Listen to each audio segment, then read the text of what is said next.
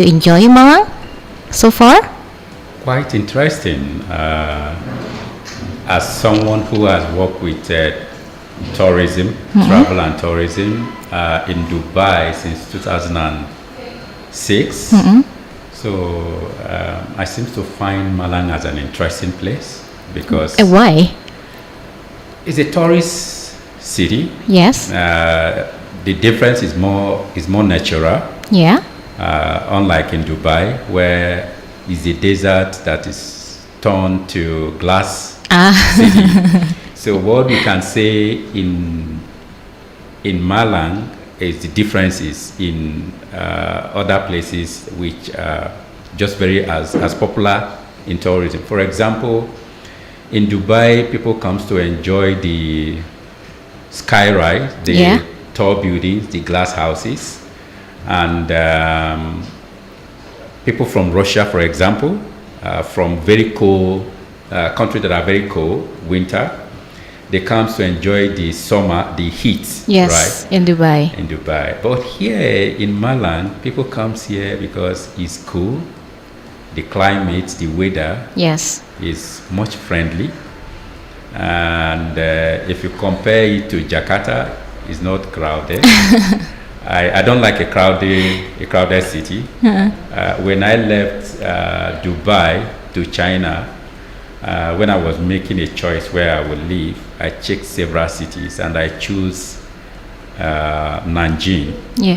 The reason is because Nanjing weather is it has a very cold winter and very high summer, but it's not as crowded as Beijing. Yes. The population is not as like Beijing and like Shanghai. So it's one of the attractions that I have for Malang. Okay. It has nice weather. It has and not too crowded there. Not too crowded. And I can find some food, which is very important. Yes. To at least if I want to enjoy myself, it's a popular place for culinary. Yes. So I find something that makes it very attractive for me. Okay. So we've been discussing that you tell me that you have an event in East Java in next year. They plan to host event. Yes. Next year. And it's about culture. So in your opinion, what Indonesian culture that is very interesting? As someone that works for tourism, I did my research, and one of the motivation I have is the similarities and the strengths between Indonesia and Africa. Africa is a continent; it's not a country, right? So you have like Nigeria, you have like Ghana, and other places. So I looked at what can we share between Indonesia and Africa. What is the unique things that if we match it together, Indonesian people will enjoy about Africa and African people can enjoy about Indonesia. So for instance, several people in Africa like wearing batik, right? Okay. So if you look at the way certain Indonesian women dress very elegantly on their batiks, that's quite interesting for me because you could see we wear batik also like a pride. The African women like, to wear that. But the difference is just the motif, right? Okay, but it's quite similar, It's quite similar, but motif. And we like more colorful. African like very bright, colorful. Yes.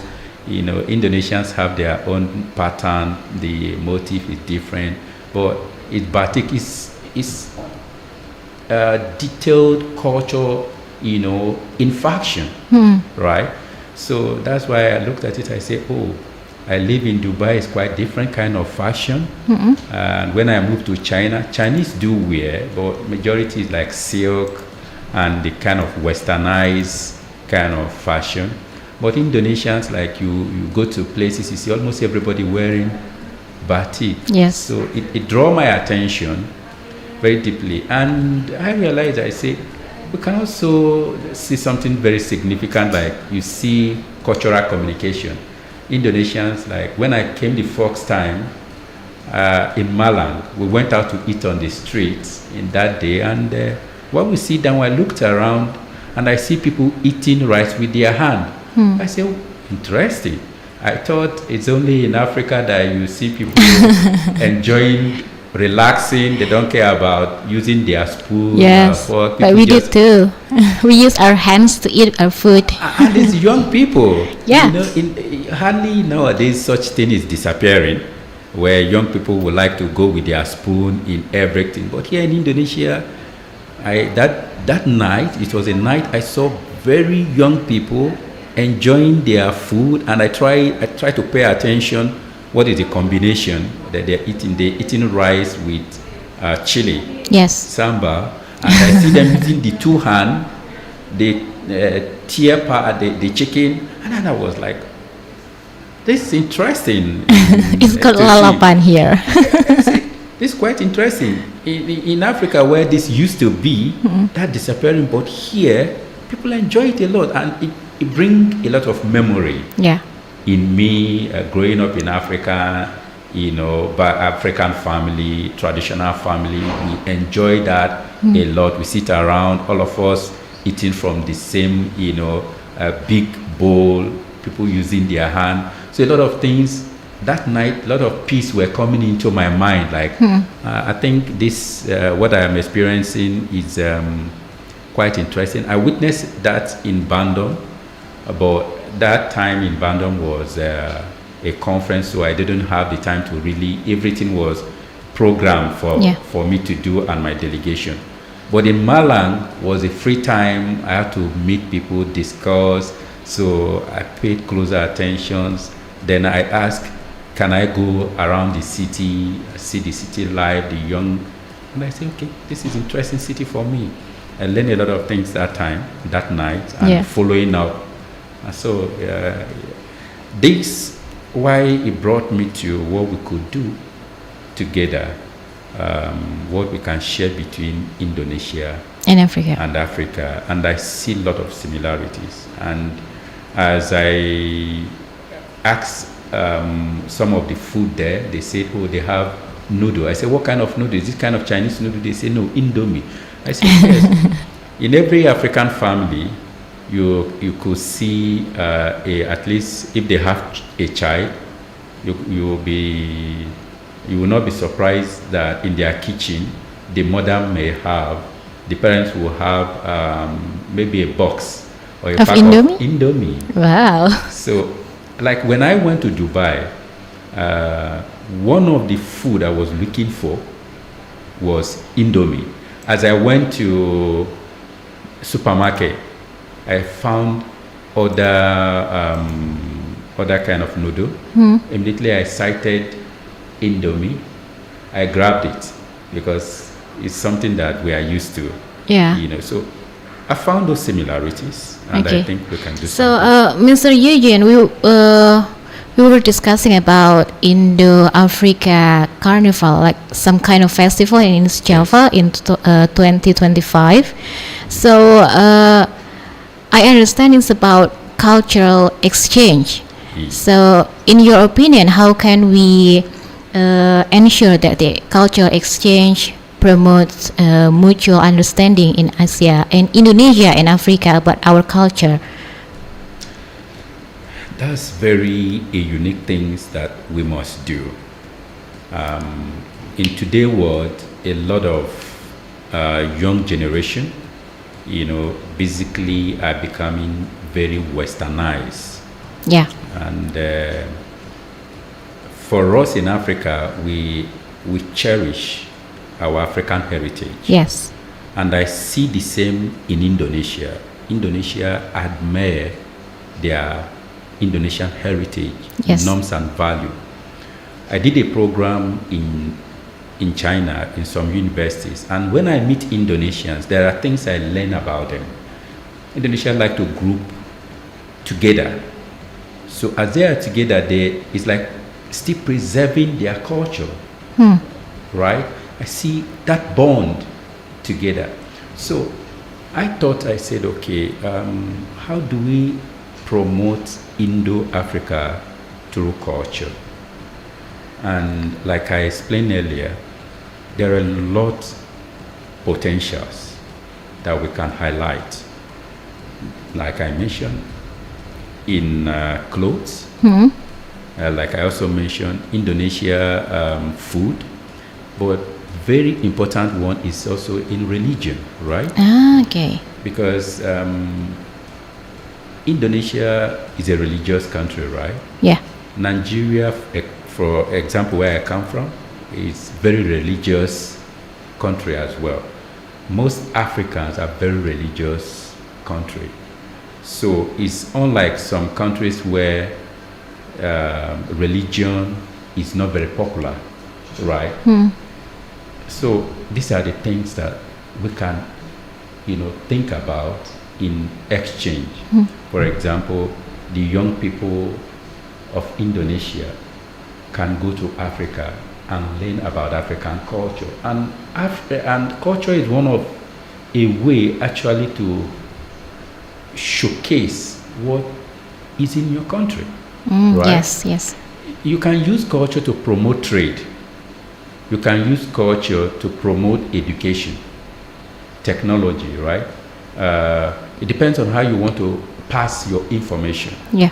But when you bring culture to, in real time, people will express themselves through cultural communications. Nowadays, technology can help us to amplify whatever information that we want to pass. Okay, so I think it will be beneficial for the two side in a greater way. So I think from what I know, in 2015, when I was invited by the Museum of Asia Africa as a delegate for the Asia African conference for the youth section, I led the delegation from China at that time. We had a paction actually. We had a communique that was signed that we should promote Asia African cultural heritage and Indo-Africa heritage. And I thought it is time for us to do a lot of programs. So we can talk about what are the similarities, which I've highlighted before. Okay. Yes.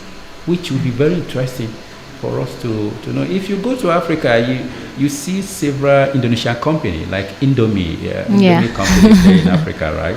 It's very popular there, yeah? Very popular. So that's food, right? If you know China, wherever you go and there are a lot of Chinese people, you will see that the Chinese will have like what is called Chinese town, right? And China, they promote their Chinese tea.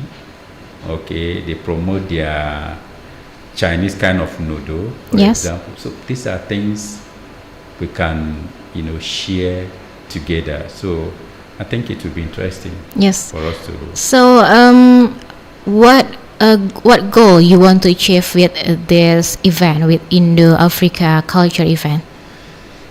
Sadly enough, I would say Africa is, till now we still depend on a lot of products, a lot of consumable imported from different countries. Most of the food, most of the clothes, most of the equipment used in Africa, used by the Africans in Africa, are imported, right? And Indonesia seems to have a lot of things that's needed in Africa, right? But I could say the aggressiveness in promotion, I've not felt it like I felt from other countries that I've visited or where I've lived before.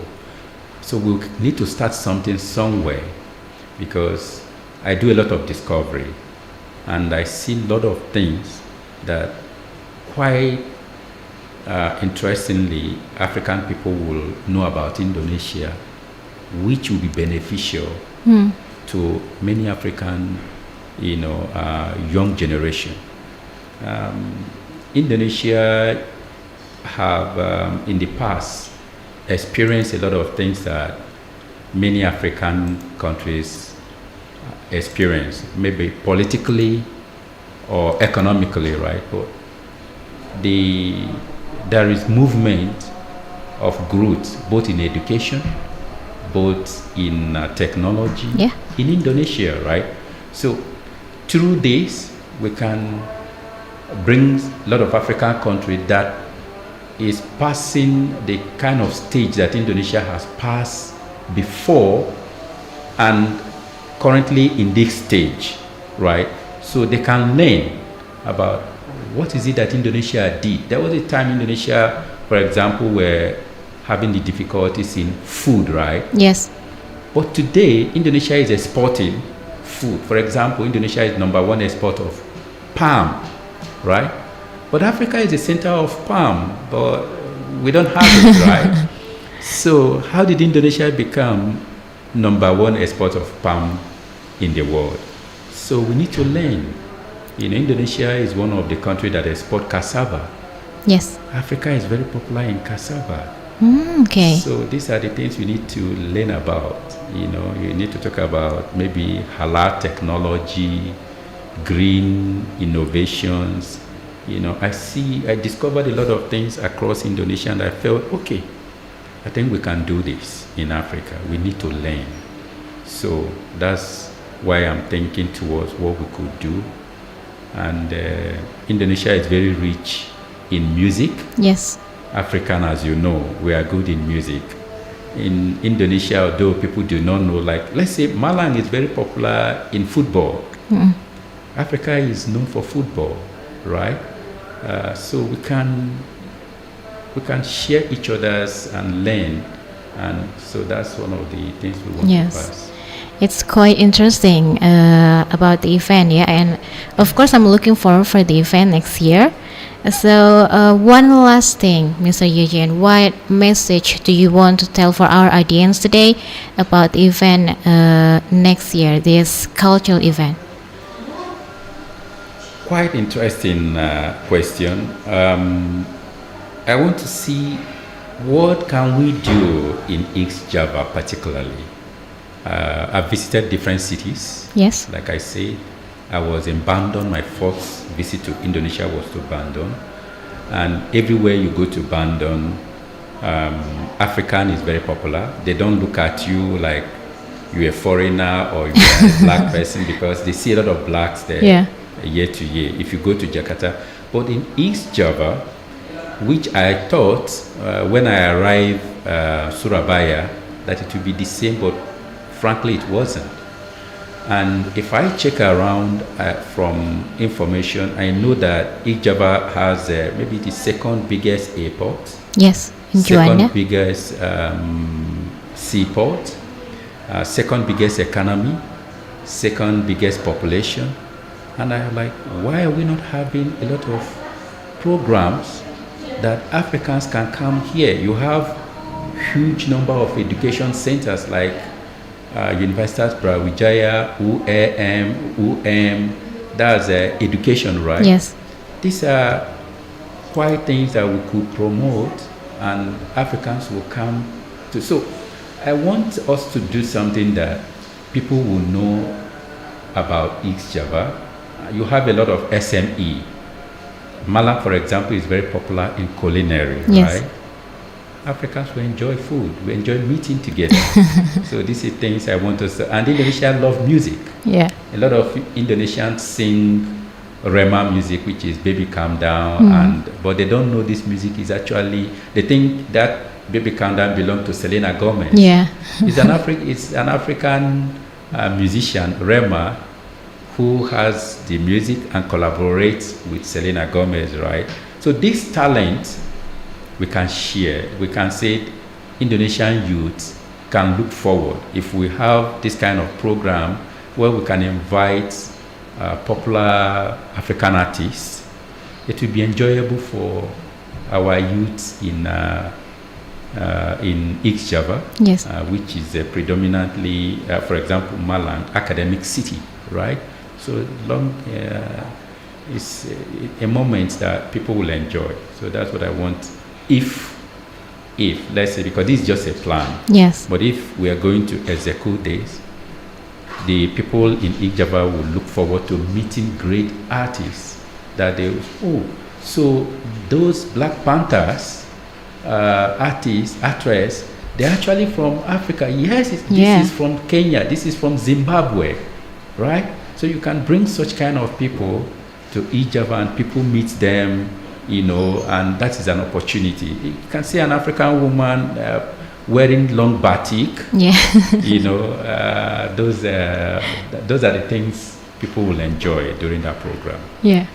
Okay, thank you so much, Mr. Eugene, for your explanation. So, personally, I'm looking forward for the event if we executing it next year. Jadi bakal ada pertukaran culture gitu ya kawan, budaya gitu antara Indonesia dan Afrika yang rencananya akan digelar kawan di Jawa Timur pada tahun 2025. Tentu kita menunggu-nunggu seperti apa event ini nantinya akan direalisasikan untuk mempromosikan kebudayaan ya, bukan hanya dari Indonesia saja tapi juga di Afrika tentunya.